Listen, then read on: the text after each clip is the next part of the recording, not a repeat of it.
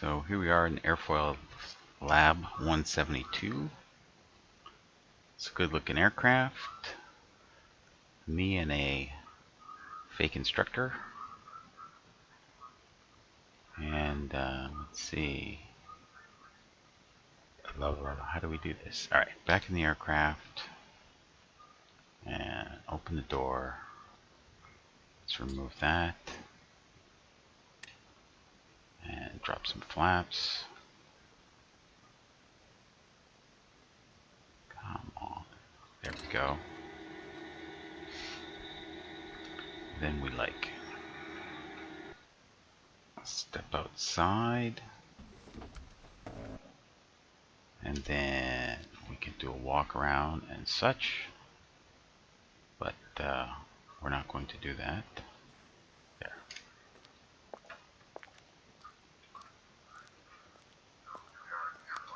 We're going to do some simple stuff like check the fuel. Okay, we got 19 gallons, that's good. Step down.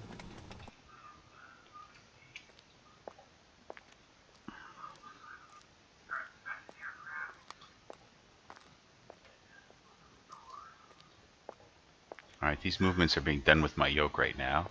And inspect the prop. The spinner. Looks good. Nothing's in there. Alright. So we come around to here, we're going to check the oil. And the oil looks good. Put the oil back. Let's go check the fuel. Alright, 19 gallons, we're good. And then we can step down and remove the jocks and tie down. And similar to the A2A 172, you can do this very complete walk around, which I have not really done before. First time with the flaps down. Alright, and you can check here, check them off. I'm not sure if it's preventative of a good safe flight or if it shows wear in here, similar to the 172, the A2A 172. Alright, so do some stuff like that to continue the walk around. Move the tie down.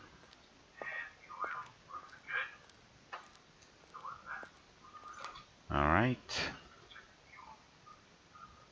And you can check all this stuff, but I am not certain, like I say, if it will show something different if something's wrong. This is the version 151, I think, or 152. So it just may not have all of that functionality ready to go. And check the pitot-static tube, or the static port, I should say. You can open up the baggage compartment, and we have no baggage. Remove the chock, and check the flaps. Check the ailerons. Alright, and now that that is done, we can jump back in the aircraft. I think we have to get closer. There. Now that we're back inside, and the weather looks gloomy. This is going to be fun.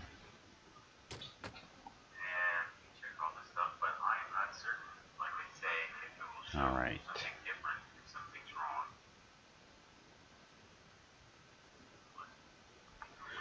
Okay, so let's close up this window. I have a little something here that's going to make it even more fun. And it is a track hat clip.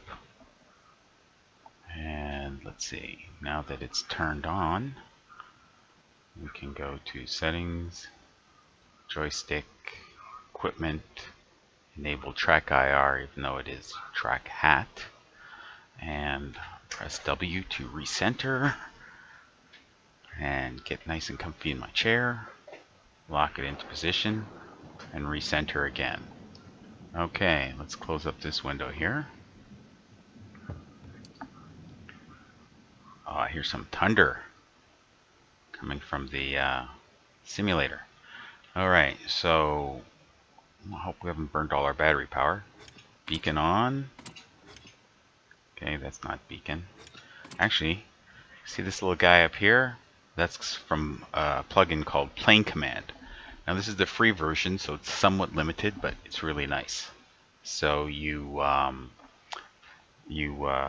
assign a button to press, and I've done so on my yoke, and then you speak to it, and you say things like beacon on, beacon light on. Beacon lights on. There we go. I don't like all that textual stuff, so let's get rid of it here. Navigational lights on.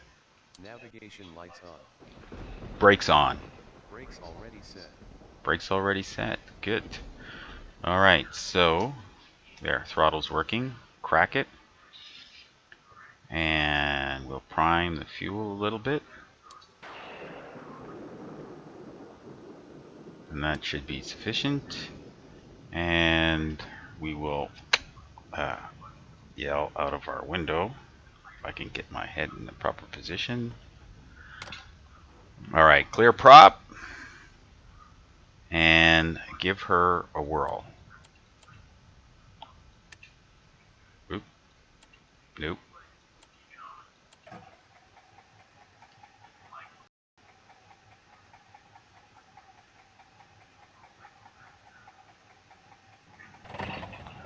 There we go.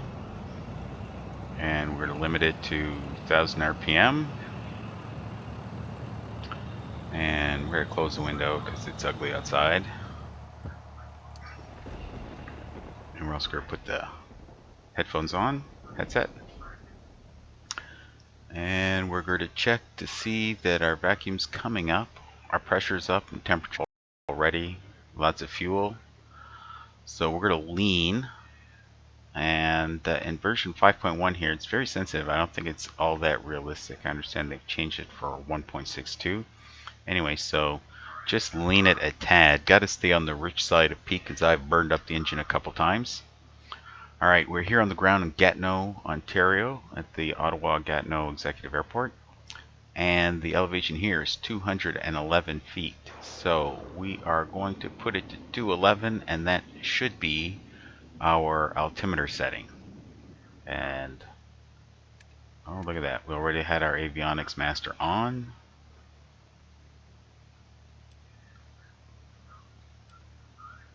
Alright, we're going to turn on our avionics stack here. We're going to go to on, because we're departing very shortly. And it's going to be a VFR flight. We're going to try to stay in the clouds, but we might get daring. Okay, put on the DME. Now one thing I've noticed about the DME, I'm not sure if it's the same with other aircraft. This is like tuned to the nav2 radio. So if I were to dial up the local VOR, the Ottawa VOR, and we have it here, it's picking it up in nav2.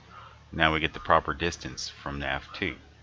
So I guess that's because nav1 is tuned to the GPS and we get it that way. But even still, you can overcome it by putting it here in frequency mode and dialing up your own frequency, and that's the default 110.0, but we're not going to do that. Alright, so let's go landing lights on. Landing lights on. Landing lights on. Landing lights on. How about landing lights off? Landing lights off. Taxi lights on. Taxi lights on. Okay, let's a little nasty, so let's put out the pitot heat. But it's 28 degrees, hot and muggy outside, but we'll put it on anyway. And it's a little dark, so we're going to add some lighting. And I think we're not quite good to go. Alright, so after all this being said, I have got to step out of the aircraft with the engine running. Not recommended. Let's see if I can do it. I'll make it work. No. Okay. So Let's go Avionics Master off. We're going to kill the power. And we'll leave the beacon and the nav lights on. And I will attempt to step out here.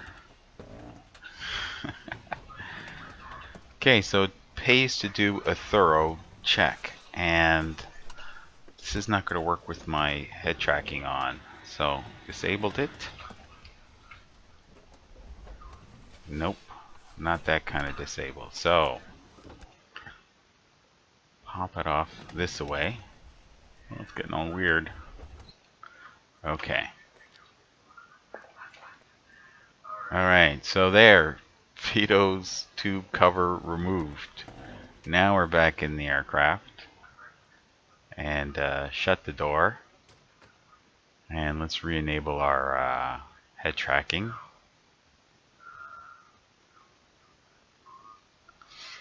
So this is weird. I had hoped to avoid issues like this, you know, that show that I don't exactly know what I'm doing, but I do feel competent. Alright.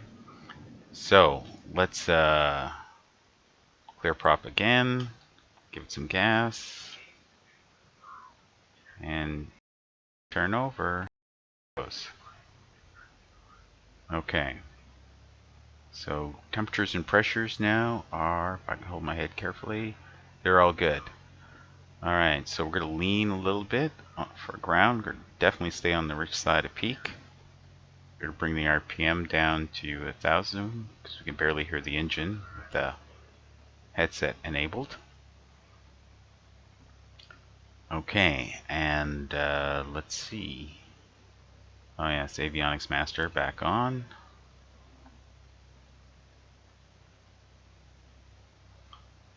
And checking out these rain effects for the first time in the Airfoil labs.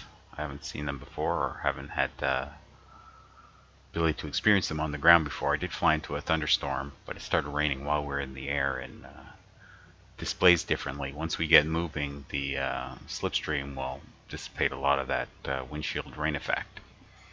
So let's check here for our local VOR. 114. Oop. 114.6.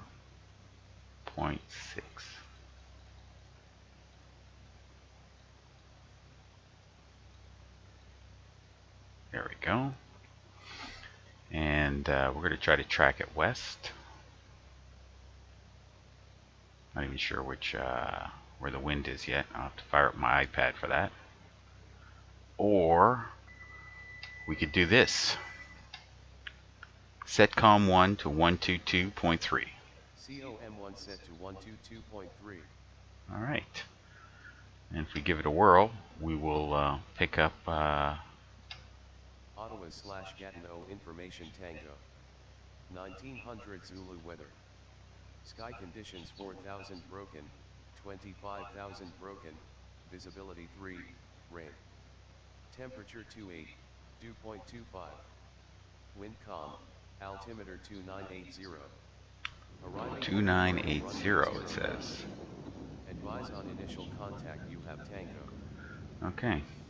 So we're close. 2980, we're off by a couple hundredths of hectopascal, I guess, or kilopascal.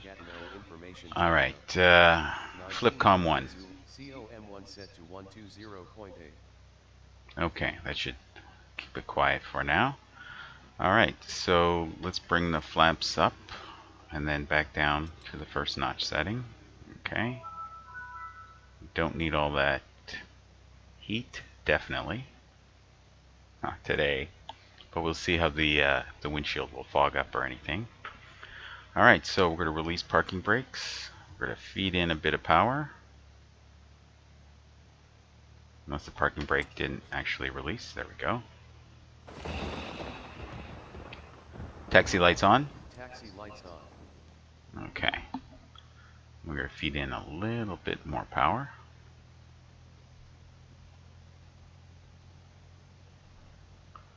Alright, we're going to listen to the engine sounds, so we're going to take this off. Okay, and we're going to taxi around to the left. I like to keep my eye right here on the GPS ground speed. I like to keep it less than 10. Makes for much easier ground handling. And our virtual passengers from getting sick, or our instructor here. Okay. Whoa, whoa, whoa, whoa. Alright, this is new. I put on runways follow ground contours. And this is usually flat, but it looks like we're going uphill and it's kind of concave slightly. Which is weird, we're going to need more power to get up here. So, I have no idea if that's the case in real life. I don't think it's that extreme in any case. And we didn't get to hear the wind. Flipcom 1. COM1 set to 122.3. Approaching runway 0927. Okay, that's my for-flight iPad. Autolus/Gatineau information Tango. 1900 Zulu weather. Alright. Sky conditions 4,000 broken, 25,000 broken, visibility 3, rain. Temperature 28, dew point 25. Wind calm, altitude Wind is calm. 980. It's our choice. Arriving and departing Okay. 109. Flipcom 1. COM1 set to 120.8. Okay, let's check our trim. Okay, we're good to go for takeoff. We got flaps 1. We got lights. Let's do it the easy way. Landing lights on. Landing lights on. Taxi lights off. Taxi lights off. Strobe lights on. Strobe lights on. Okay, and transponder doesn't work with the voice command on this, so we'll manually put it to Alt. So we got lights, we got camera, we got action. We're going to say Ottawa traffic. November 316 Papa Whiskey, departing runway 27 to the west, Ottawa traffic. And then we give a look, clear on the right, clear on the left, and release brakes, feed in some power. We're going to go have some fun in this bad weather. Approaching runway 0927. Okay, I'm going to have to silence that guy, except it's out of arm's reach right now. Got the iPad volume turned up very loud. Alright, so we're lined up.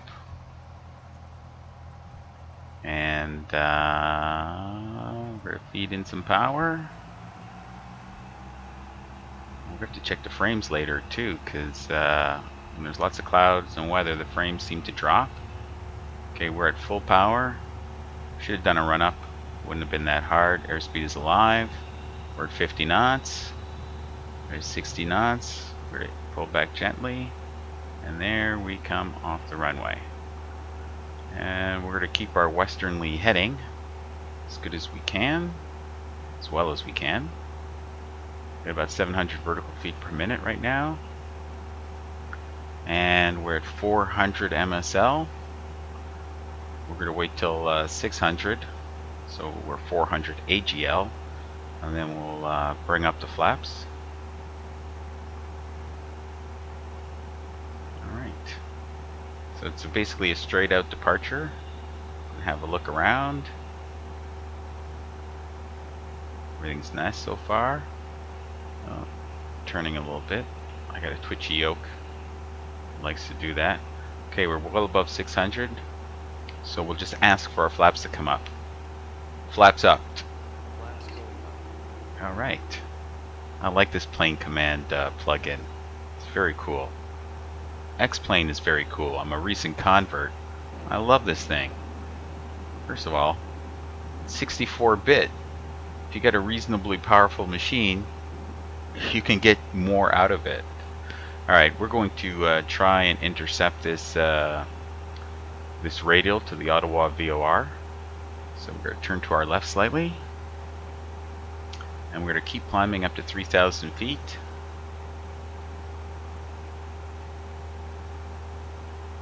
We're going to try and stay off the autopilot. because it's fun to fly manually, and this plane is very docile, and I've got it tuned up nice in terms of the sensitivity of the yoke and the pedals and all that.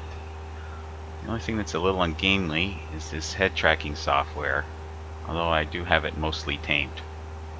Alright, let's set our heading bug.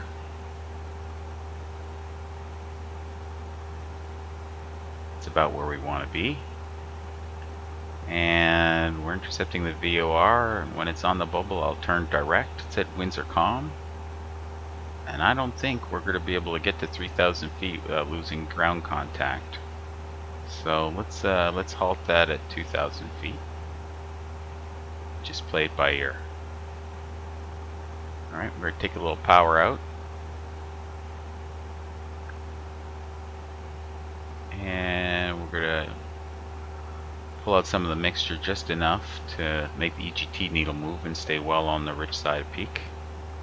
Alright, we're right on the bubble, so we're going to turn directly to the west now. And we're at 2,000 feet, so let's pull out some more power.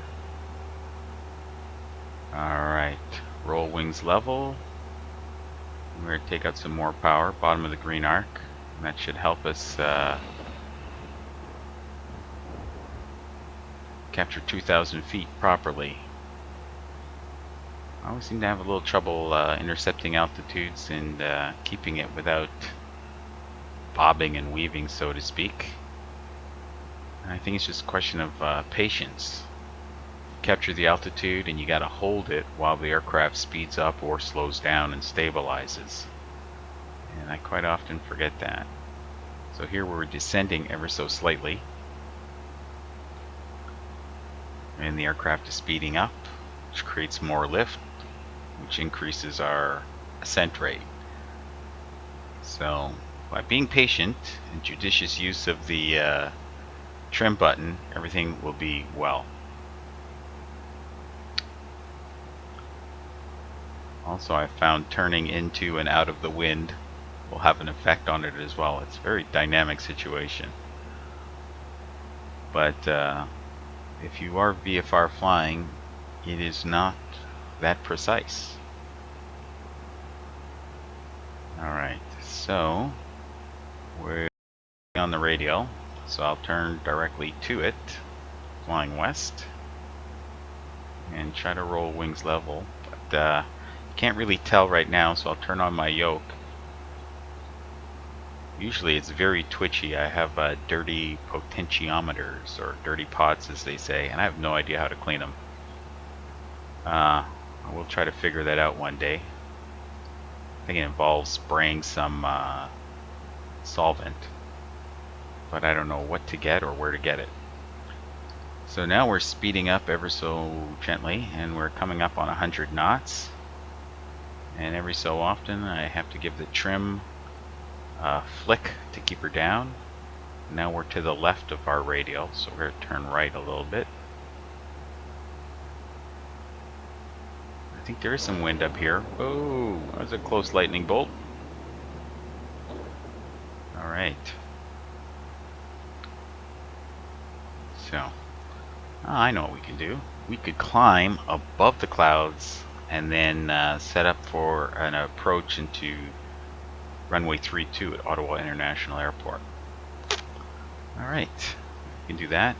Anyway, at the current time we are 7.3 nautical miles from the Ottawa VOR, and we can, should we say, visualize that. That is us, and that is the Ottawa VOR.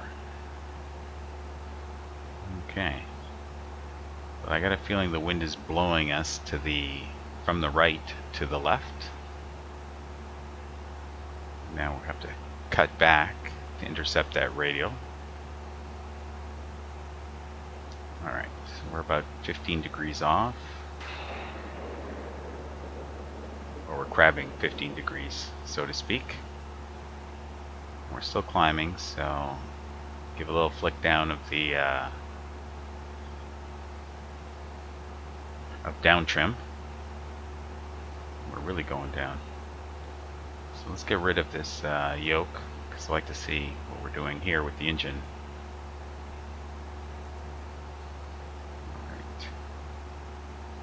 Alright, so we've crossed the radial, so we can come back to the right. I should do it nice and gentle. No quick movements. Everything is gentle and little movements. There we go. And we're climbing again, so a little downward force on the yoke. Ease it down, but not too much. So everything stays in balance. Or should. Okay, so we're doing okay. We're at 2,000 feet, 100 knots, and then we're pretty much right on for the Ottawa VOR.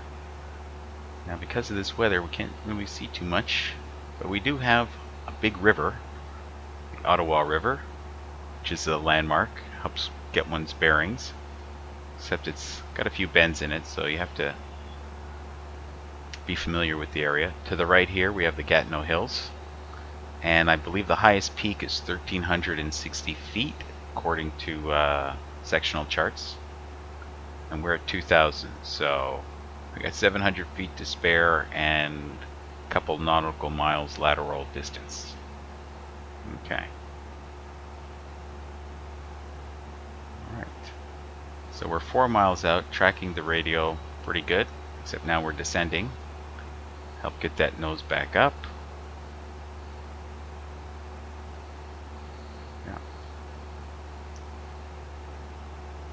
So it can be a handful sometimes to keep your altitude and fly your desired track,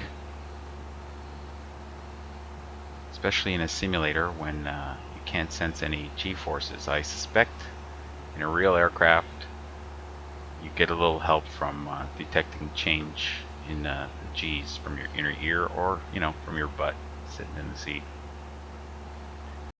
Okay. So we got blown to the left of our intended track once again. Alright. So, let's climb above the clouds and see what it's like to descend through the clouds onto our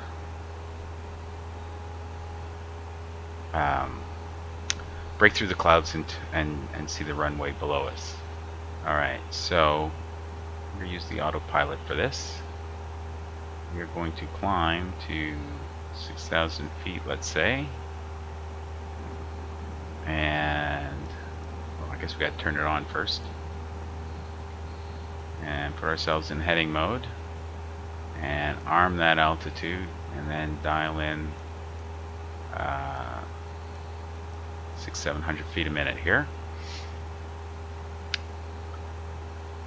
Okay, and so we're going to dial in the reciprocal of runway 32, which is 14, and that'll put us on the downwind, so to speak.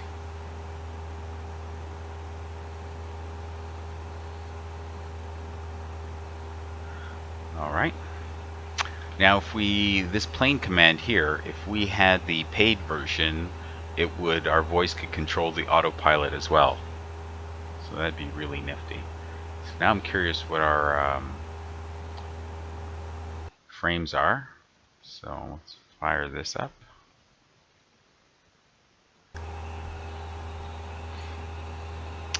And normally when I get 30 frames, all this weather has dropped it down to the high teens, low 20s.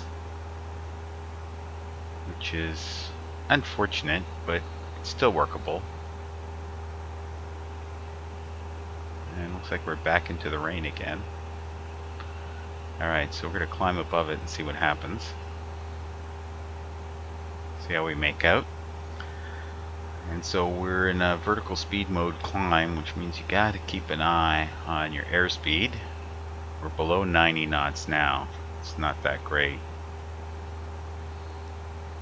Should lower it to 500 for now, let the aircraft speed up, and we are going to lean it somewhat.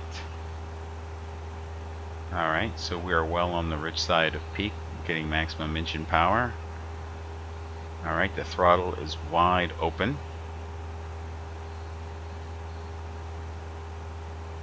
and we're going to see if at 500 feet here if the airspeed picks up. Seems so. Seems for about 95 knots and gaining.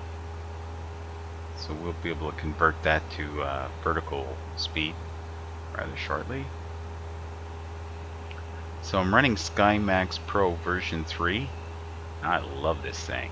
It is great. Cloud layers upon cloud layers. Just depends what's out there. It seems to be a really good visual representation. Also, I have weather connector, which it's kind of invisible.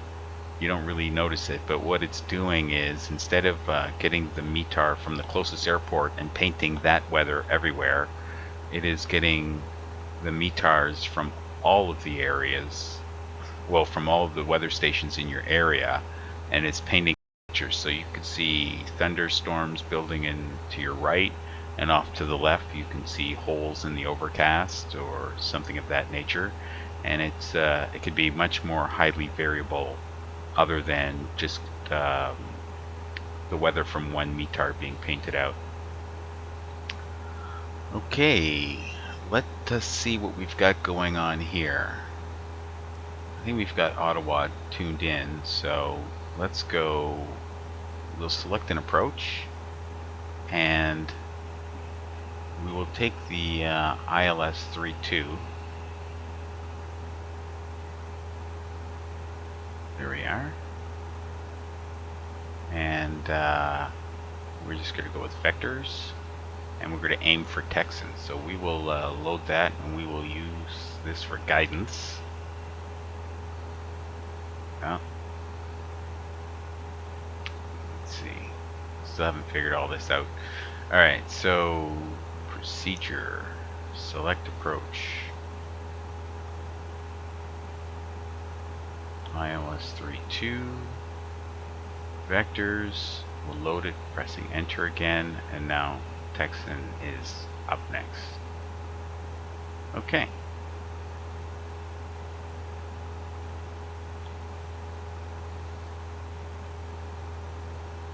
Let's see how high we've got to go to get into the soup. And let's increase our rate of climb. And, well, let's leave it at 6,000 feet.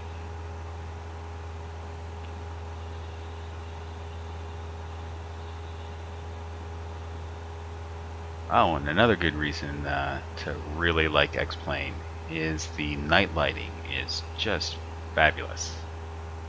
In fact, we can switch it over right now pretty quickly. Let's see. Environment, date and time. So we'll untick the real time, and then I can just advance it. See the shadows moving, the sun is setting. Okay, now look at what we got here beside us as the lights come on, and now it's dark. It is dark as hell, as they say. Alright, so this is us trying to maintain our climb, and the city lit up below us.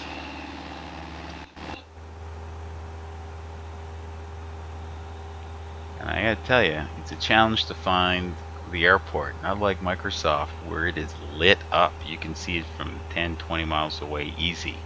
Not so much in this case. Anyway, let's go back to our real-time conditions. Okay. And let's see how we're doing with our visual representation. Okay, we are flying the downwind, and the airport should be under our nose.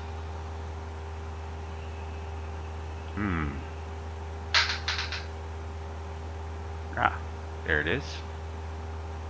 Okay, so this here will be runway 32 or runway 14, and it's going to be a tight pattern, but I don't think it'll be a problem. Or we could open it up slightly. go at 20 degrees or so for a short time. Alright, now we should be 2,700 feet when it comes time to intercepting the ILS. Alright, so we're here in this muddle. We gotta get out here to Texan. We got a ways to go. Actually, someplace between Yankee Romeo Romeo and Texan is probably best. Don't need to go all the way out to the middle of nowhere just to turn inbound. Alright, so we're at 6,000 feet and we are not in the soup. Oh well.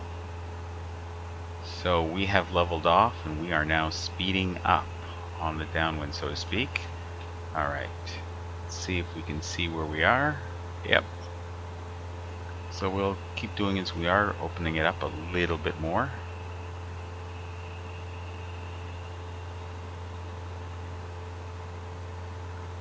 So I don't have the regular mesh. I've upgraded considerably. So I went to something called WP X-Plane or World 2 X-Plane, W2 X-Plane meshes or something. Anyway, you go to simheaven.com and they've got it all there, and I don't understand it all, but I downloaded everything for North America and world models, and it is quite the hefty downloads. And then you create a folder in your custom scenery folder, and you just chuck everything in there, and then what you have is underneath the scenery, underneath the 3D models, you have much smaller triangles or polygons that are defining the contour of the landscape. And then on top of that, it puts scenery or land class or whatever. In any case, I'm very pleased that wherever I go, it looks really good. The only thing is, it doesn't do the skyline of big cities, and airports, it's just the tarmac and the runway and the taxiways. There's no buildings built up unless you specifically installed airport scenery. But there's much out there for free, by the way. I haven't paid for any scenery, and everything I got legit, and which is considerable, and there's more to have to get out there. I'm flying in Canada right now, the nation's capital. One of the best things available for Toronto is there's a Toronto skyline with Toronto's Toronto Island Airport and Pearson's International Airport. It's like 3 different things, and you get them all, and you put them all in together. You get them from the same source. I think it's on the X-Plane forums or xplane.org. Anyway, the CN Tower is properly displayed in proper proportion. The city skyline is lit up properly at night. Looks fantastic. Alright, so we can see we've passed Yankee Romeo Romeo. Let's get back on our downwind to a heading of 140. And I think it's time we start to descend. So we're going to pull out the throttle to the bottom of the green arc, and we're going to dial in 3,000 feet and then knock off a few hundred. And so we're still on the autopilot. We're going to take her down 1,000 feet per minute.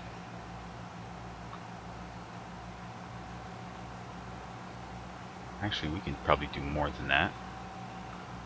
Let's give it some flaps. Flaps 1. Flaps going down to notch 1. Okay. Should be flying the approach on about 90 knots, flaps 1 anyway. Alright, so we are back to our downwind position. And anytime we get down to 2,700 feet, we can turn base. Alright. How to get down more effectively. Alright. So we're doing about 95 knots and 1,000 feet per minute. I think we can do a little bit better. Let's go to 1,500 feet per minute. Now, it's quite the descent. I expect us to speed up, and we're now coming up on 100 knots, which is fine. It's not that crazy. Right.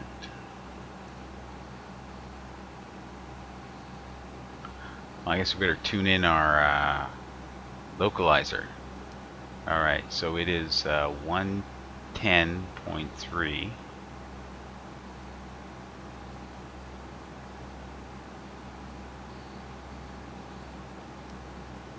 Oh, that's not what I want to do. 110.3, and then flip that. Alright, and when we get below the glide slope, well, we can make our turn anytime after that. And tune the OBS to runway heading, which is 320.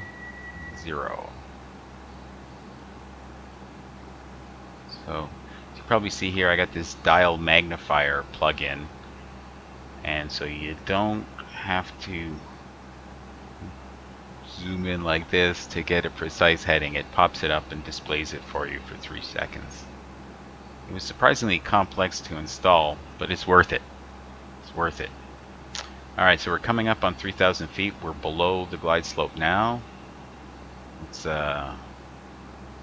turn right. Take heading 240. And we can probably ease up on our rate of descent now. Let's go to a more respectable 500 feet per minute. Oh, forgot to arm our altitude. How about that? Should gain it back. And now we're going to need some power to do that.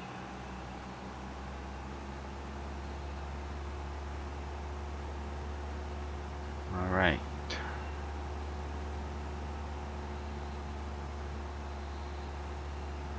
Okay, our airspeed fell, but not too bad. Alright, so I've gone full rich on the mixture. And now we're at 2,700 feet. Always have to remember arm altitude after you set it here. Flying different aircrafts, their autopilots behave differently, and just got to stay on top of things. Alright, so there's 2,700 feet. And there's the depiction there. We're perpendicular flying to the base. And if we zoom in a little bit and then clean it up with the clear button, we got a little ways to go before we cross, and we should see our needle starting to come in.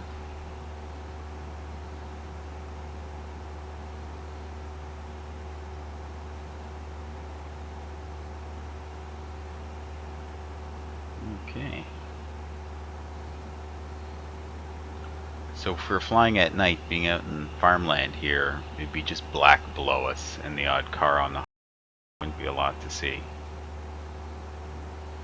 And then the airport off in the distance, and you're almost right on top of it before you see the runway edge lighting. Actually, there's nothing says I can't show you in a heartbeat. Okay, so we'll untick that and we'll go for later tonight. Here we go. Alright, so we still have our landing lights on and our strobes. Alright, so there's a road there. And you might be able to make out traffic. There's the taillight of some vehicle there. Alright, we're waiting for this needle to move, and then we are going to arm the approach. And the airport's out there somewhere. You can see a little bit of lighting. Usually you can see more, but maybe the cloudy weather is obscuring it. And even clouds at night. What's interesting is if you fly through a cloud with your landing lights on, the cloud is lit up like 10. Alright, so it's moving. Let's arm the approach. There we go. And we're turning inbound now.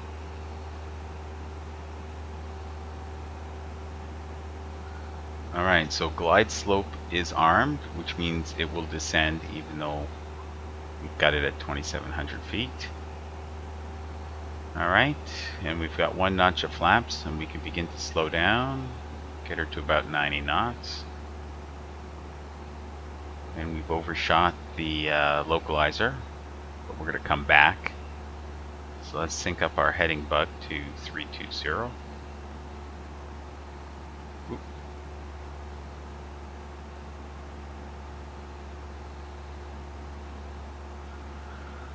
Alright, and the glide slope is coming in. Let's get it below 80 knots so we can do a second notch of flaps.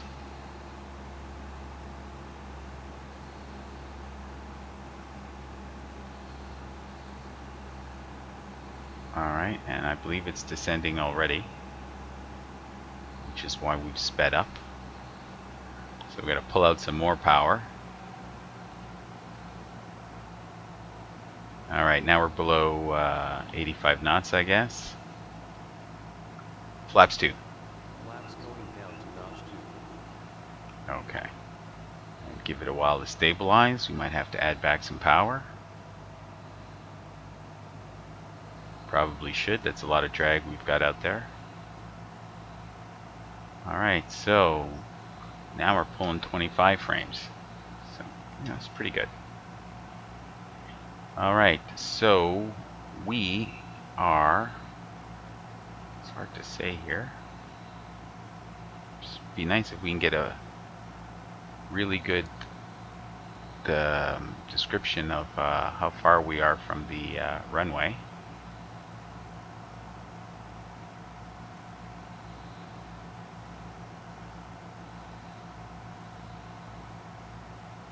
.3. It's not giving us anything. It's not one of those localizers. Okay. So we don't know how far out we are. We only know that this is the Yankee Romeo Romeo, which is the Greeley NDB, and I don't even know what its frequency is. I can say that this is the airport, but that is not to be confused with the runway. There's something faint there. That might be the lead-in lights. So it's really hard to say at this point.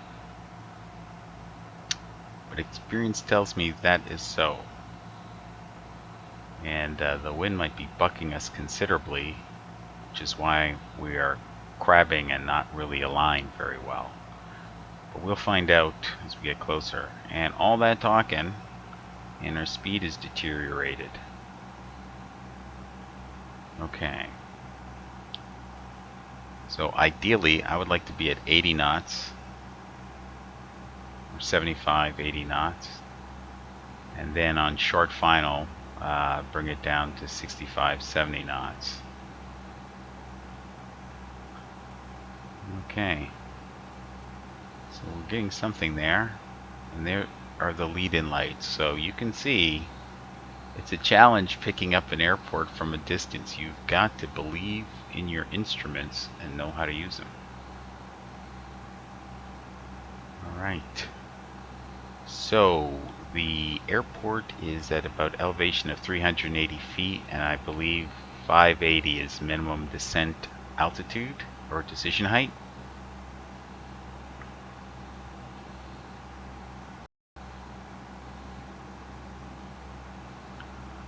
So we are definitely going to kick off the autopilot before 600 feet. And I believe we have got a strong left wind, crosswind from the left. Alright, so let's take out a little bit more power, get it under 80. And I think we're allowing flaps 2 in a crosswind. It's not wise to go full flaps. It just leaves you more susceptible to being blown off the runway. Alright, so our speed is looking good, although fluctuating quite a bit. And we're under 1,000 feet now, coming up on 900. I'm going to go for it and autopilot off. It's my aircraft. Okay.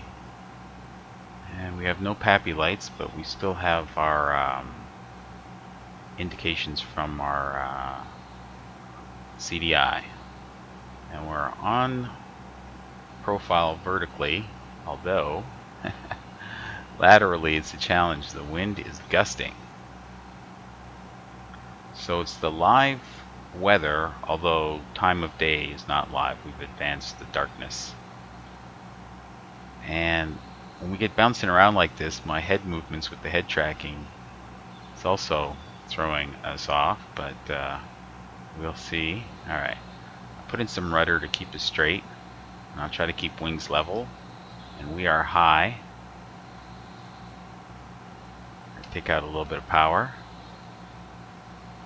Alright.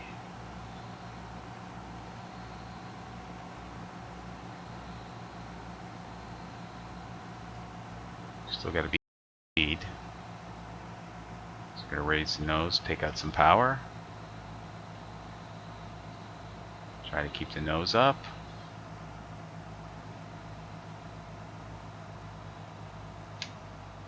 And oh, there we go. Acceptable landing. Let the nose down as we've left the runway. Crosswind. See? Crosswind blew me off the runway. Lifted my nose. Messed around too long. Alright. Flaps up. Flaps going up all the way. Flaps down. Flaps 1. Flaps 1. This aircraft only has 3 flap settings. Flaps 1. Flaps going down to notch 1. Okay, and we're going to check our trim. It's reasonably okay, and we're going to add back some power and take off with the runway we got left.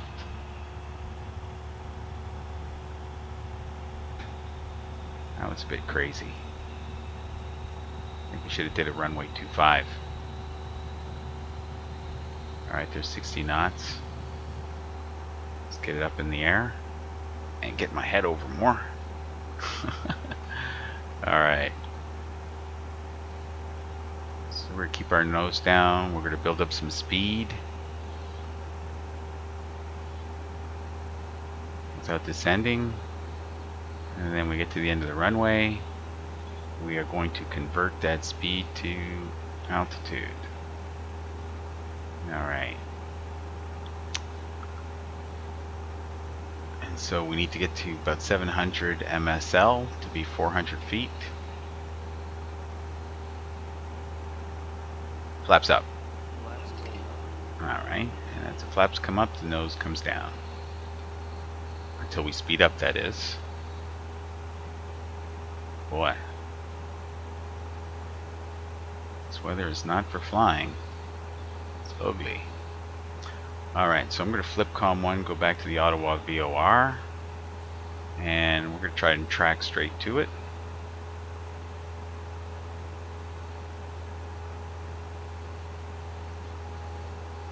And we're going to go back to the real time.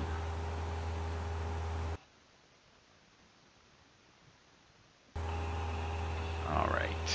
And it looks like the dark clouds have passed by somewhat. Doesn't look as nasty as it once did.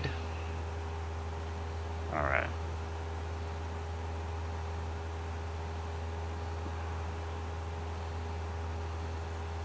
Landing lights off. Landing lights off. Alright.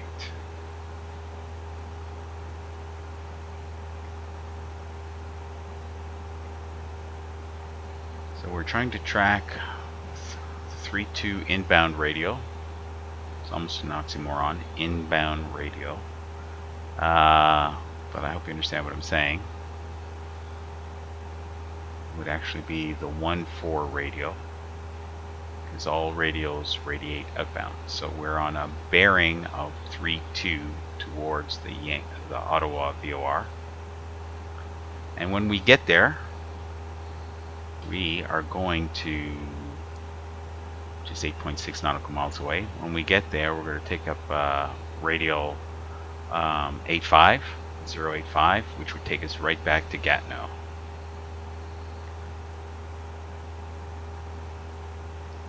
Set COM 1 to 122.3. COM1 set to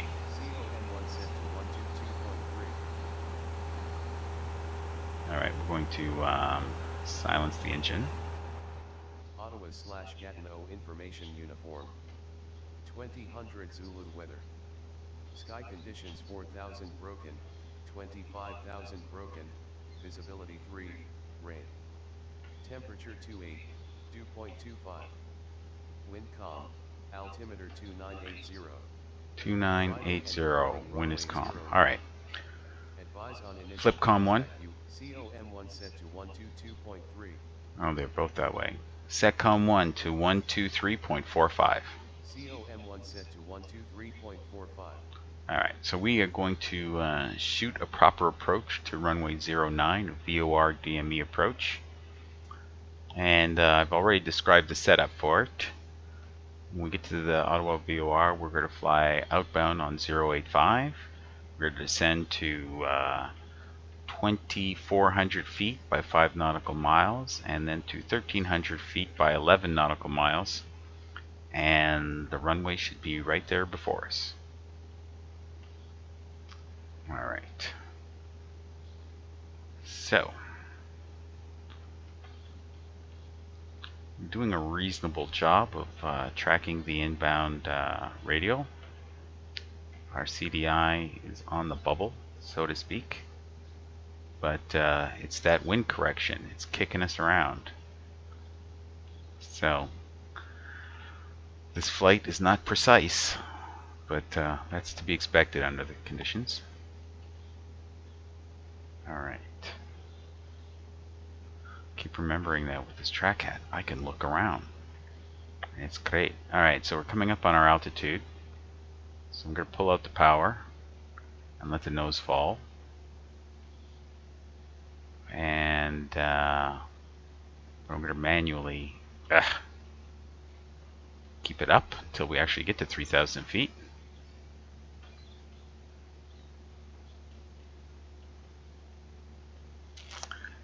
Yes, it's going to be fun trying to hold altitude in these conditions. Alright, so trimming it and letting it just out. So we're at about 2100 RPM, which is a good speed for flying an approach. Alright, so we're right on the 320 inbound radial. Except our altitude keeping is challenging. But in real life it'd be a lot easier because we'd have a trim wheel, which is much more precise. This electric trim on the yoke is not cutting the mustard too well. Alright, so the closer we are to the VOR, the greater the error. We're flying in the wrong direction, so we got to come right. And at a certain point, you stop chasing the needle and you just fly heading. And we are getting to that point now, pretty soon. Okay. So we're tracked slightly to the right of our intended 320. And we're going to keep our altitude. Try to keep from getting bounced around too much. Alright, so anything inside like 2.5 nautical miles out, fly the heading or pick a spot on the horizon and aim your nose at that. They call it the cone of confusion, I guess. And the error is greatly magnified because you're just so close to the VOR. And it's also your slant distance. It's like the hypotenuse if you'd imagine a giant triangle, right triangle below us. So it's not the overground distance, it's the slant distance. So if you're flying over the VOR at 10,000 feet, that's almost 2 miles. So as you fly over the top of it, the distance would never get less than 2 miles. So that's to be kept in mind too. Alright, so we're going to try flying the current heading as best we can, and we're going to tune up 085 here.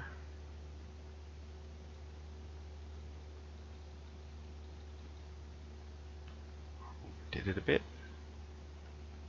Again. Alright.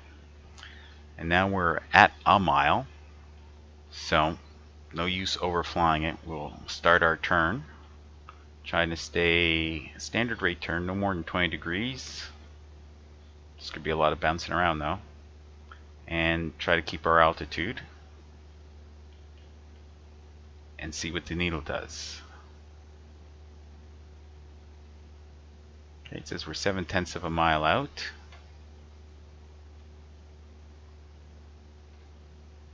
And the needle is flipped, so we are past the beam point. That's okay, because we're still less than a mile out. We're not chasing any needles. We're trying to complete our turn without climbing or descending too much, anyway.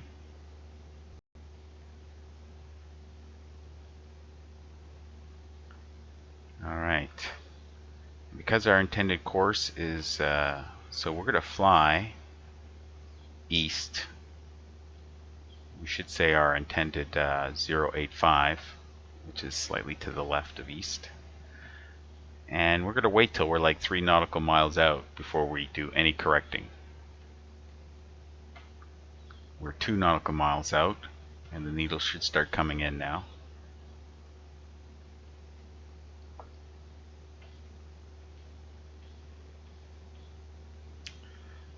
Or maybe not. We'll see how. But we won't do anything until we're more than 3 nautical miles out. 2.5 now.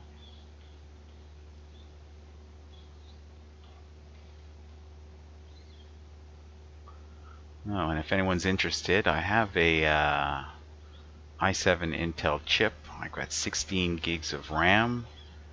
I've got a GTX 960, a little on the weak side.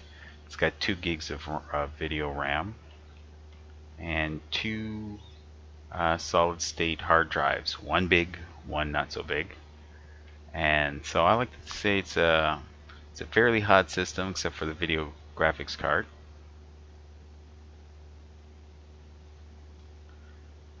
Now, I am feeling a little bit lost. Oh shit. And the weather just cleared up and I am not feeling lost anymore. Alright, so we are 4 miles out. We can start turning right to intercept that VOR a little bit, but not too much. So apparently we just got a new METAR. Alright, we need to get down to 2,400 feet by 5 nautical miles, and we're almost there. So let's pull out the power, and we're going to drop 1 notch of flaps. Flaps 1. Flaps going down to notch 1. Okay. And our needle is coming in. So let's set our heading bug.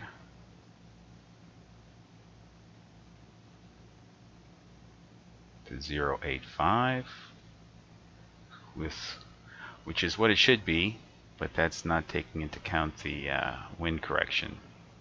But we'll deal with that. Alright, the needle is on the bubble, so we should turn direct now, ever so gently. Okay, standard rate turn, it'll come around, and everything will work out.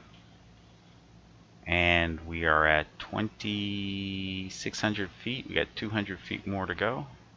Oh, look at that, a localized thunderstorm. Alright, and we have overcorrected. Why don't you wait till tonight? Alright, well, throw it in. Now you do realize I'm recording a live video stream. Well, yeah. Not so much, actually. Alright, so we're at 6.6 nautical miles out, and we're aiming for 1,300 by 11 nautical miles. So let's put that in here. Alright. And our intended course is off to our right a little bit, but it is an offset approach. So being to the left is advantageous to us. And you can just make it out in the distance there. Alright, so we've got a ways to go. We've got 5 miles to get down to 1,300 feet. So we're going to ease up on our rate of descent. And just try to fly nice, so to speak. Nice and easy.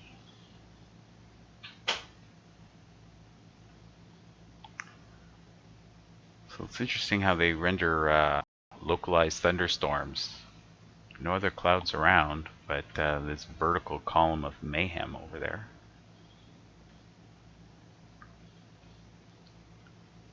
Okay, so here we are. You can see the runway making out pretty good, and you can see how offset we are.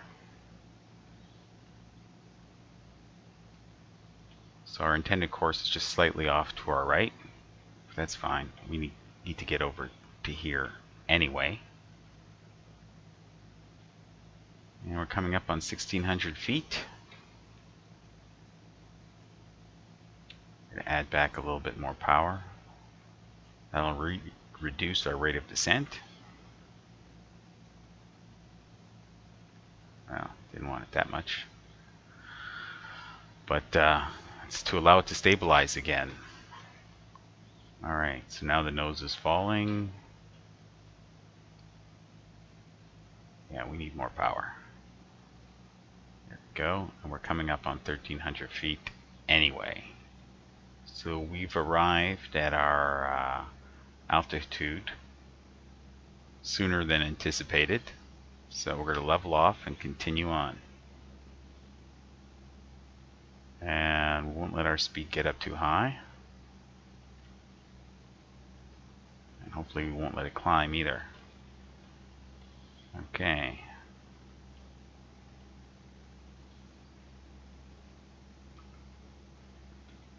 So, like I say, altitude keeping is very tricky in a sim, especially if you don't have an analog trim wheel. The electric trim, you're always fighting with it, but it's to know that you got to let it stabilize, and then you'll get there. So some degree of patience is required, and then fine-tune adjustments. And pretty much you have to get down with the notion that whenever you change power setting, you're going to have to retrim. And pretty much keeping her in trim is going to be your job. It makes life a lot easier. And you just look more professional if the aircraft's always in trim. Then you really only have to fly with a couple fingers on the yoke and small adjustments to get it to do whatever it is you want it to do. So we're 10.7 nautical miles and we're at 1,300 feet. And this will be our final approach fix. I think this is called BIPRA. Okay, so we're pretty much there now. So, winds are supposed to be calm. Let's take out some power and go for final flaps, or flaps 2. Flaps going down to notch 2. Okay, there we go. And because we're doing 80 knots, or we're going to pitch for 80 knots, 80 knots, ground speed of 80 knots times 5 is 400, so we should be pitching for 400 vertical feet. And then that should give us a 3-degree glide slope. So 300 is too little, 500 is too much. And also keep that in conjunction with the airspeed. So we're flying a little slow. So I'm going to pitch trim down to speed us up. I'm going to have to take out some power.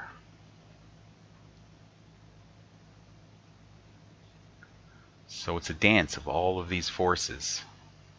Basically, if you've got 400 feet per minute and you keep it, that's one way to do it. I believe the instructors would tell you the other way is to pitch for your speed and use the power to control your altitude. So where it's, let's see, I have to let go and not correct.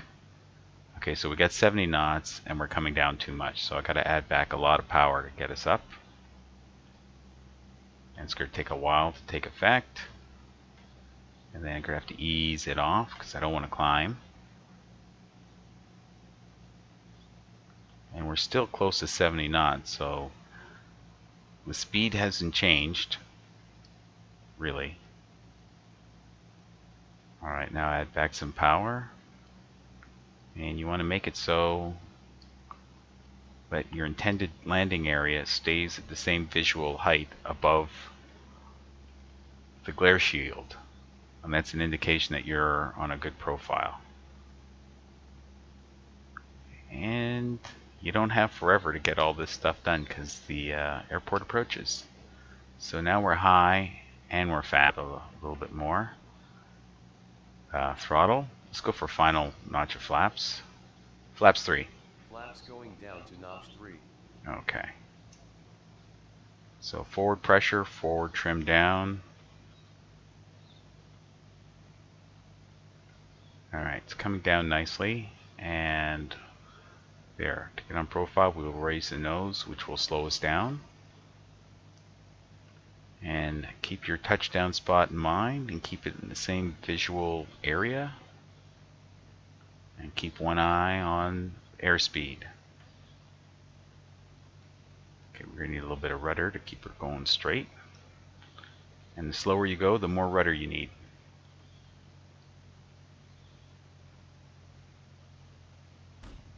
There we go. Acceptable landing. And flaps all the way up. Flaps going up all the way. Alright. And so pulling back the elevator to help slow us down. Alright, we're here, so I'm going to lean on the brakes a little bit. My toe brakes don't work, so I'm using the keyboard. Alright, so here we go. And we're clear of the runway. So, Ottawa Gatineau traffic, November 316 Papa Whiskey, clear of the active runway. And taxiing to parking. Ottawa traffic. Alright, so now we can put the parking brake on, and landing lights off. Landing lights on. Oh, they were off. So landing lights off. Landing lights off. Taxi lights on. Taxi lights on. Strobe lights off. Strobe lights off. Alright, and we can take our transponder and put it to on. And we can take out the pitot heat at this point as well. And parking brakes released. Continue on our merry way to parking.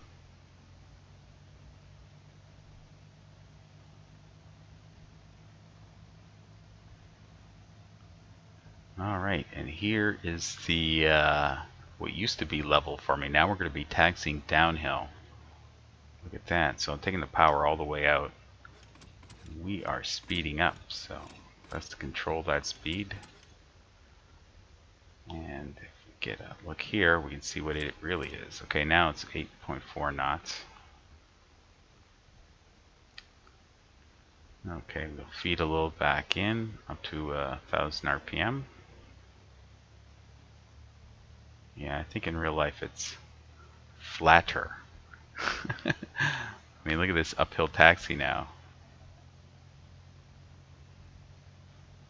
Yeah, I think World to X-Plane got the meshes wrong in this location. Alright, so we're going to take the number 2 parking spot right in front of the terminal, if you can call it a terminal, main building. Alright, tap the brakes to slow us down.